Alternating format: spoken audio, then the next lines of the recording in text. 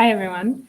Thank you for giving me the opportunity to talk here today. I'm Johanna. I'm a second-year PhD student at the European Bioinformatics Institute at the University of Cambridge, and I'm with Robin and John Lees. And today I will be presenting my tool called GemSparkle, which basically takes millions of genomes and clusters them into species-level clusters in rapid time.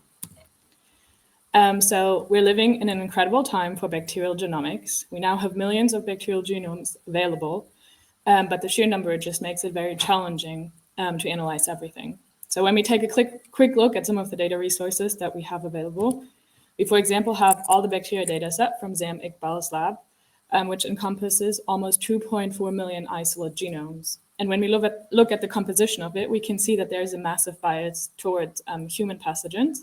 And we can see that also around 75% of the genomes belong to just 10 species.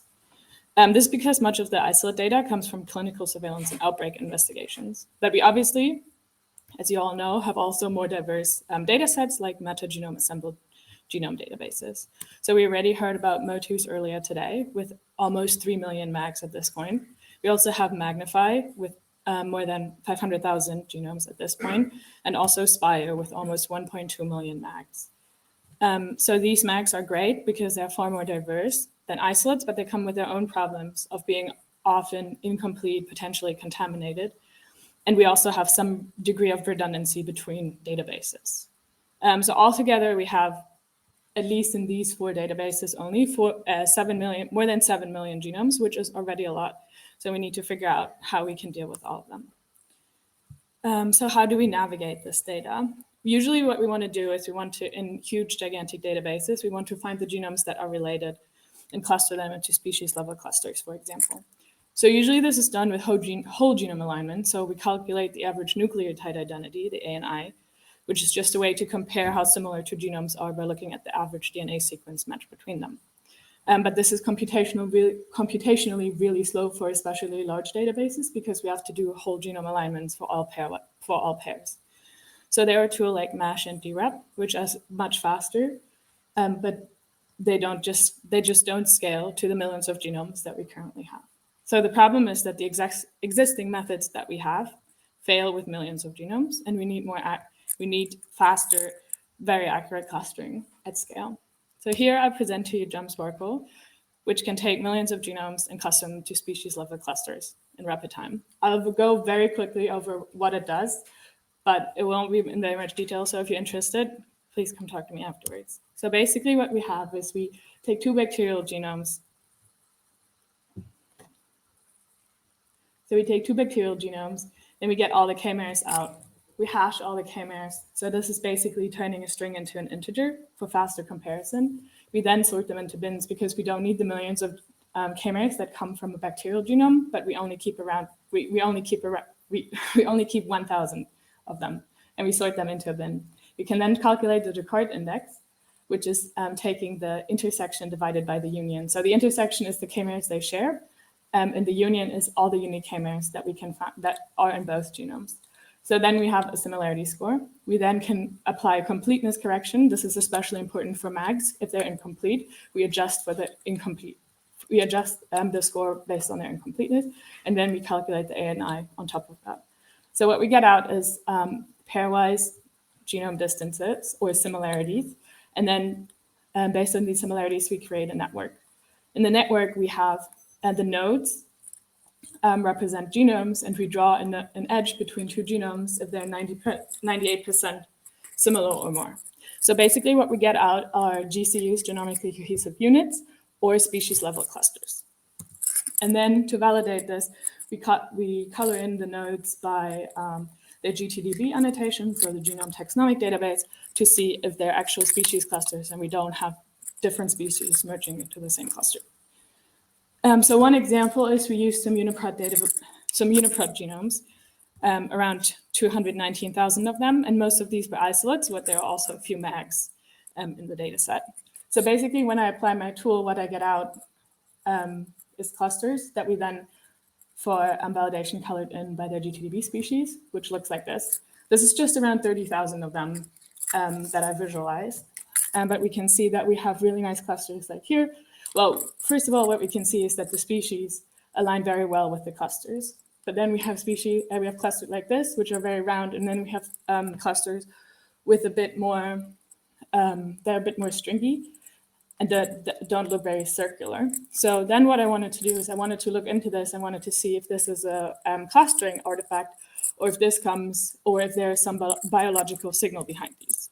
So what I did is I extracted or clustered all the Staph aureus from this data set, which is around 13,000 genomes. And you can see that we have several clusters. And I wanted to see if what is the biological reason, if there's a biological reason behind this. So what I did is I determined the sequence types for all of these genomes.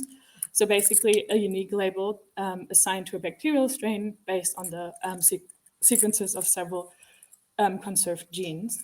And when we color it in, it looks like this. So we can see that that the clusters do have a biological deeper meaning, and that there is some biological signal that goes beyond just the species level. Now I want to go to some use cases. So the first use case I basically already showed you. We have a bunch of genomes that we then want to cluster at a species level. For example, we could also apply this to the magnified catalogs, that we don't only have biome-specific catalogs, but we could take out all the genomes and cluster them and see what the clusters look like.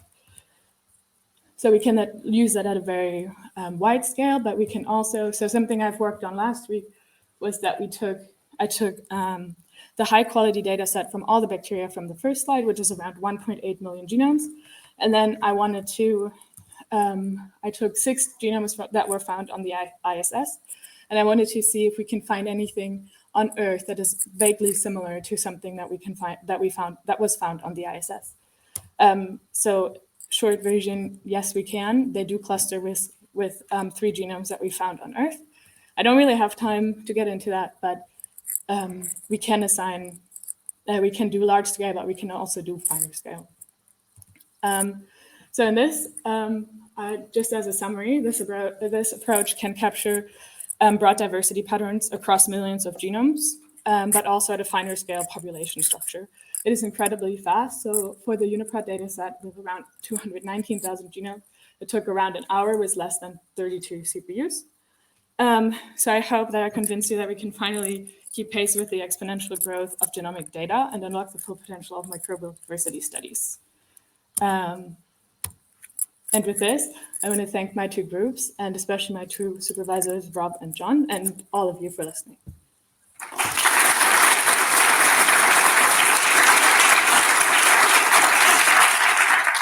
Thank you very much. Are there some questions?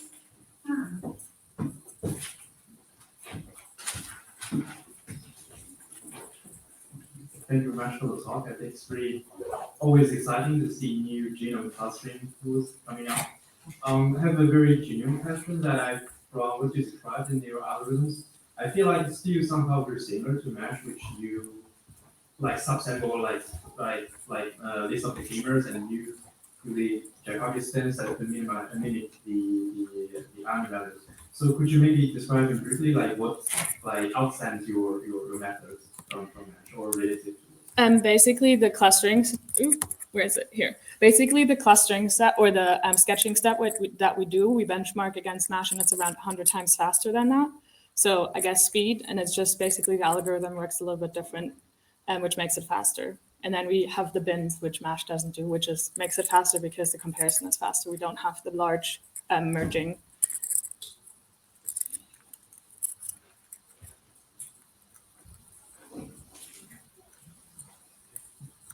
Thank you for the talk. I have 2 questions. The first question was this one, so I'll just give my second question. I was wondering, what's the bottleneck in terms of speed in this pipeline? Is it because I guess computing pairwise similarity is still somehow quadratic in the number of genomes, but is this the bottleneck? In which case, I guess more genomes will be problematic, or is it more the question itself? No, it's the sketching step takes much longer than the clustering with the normal settings. What we've worked on, which I didn't have time to talk about that much, is that we implemented a pre-clustering step, where basically we use less bins to compare, and it's then if you do that, it speeds it up dramatically because we have less to compare, and then it basically becomes an almost linear runtime. Well, thank you. Okay, well then, thank you again. And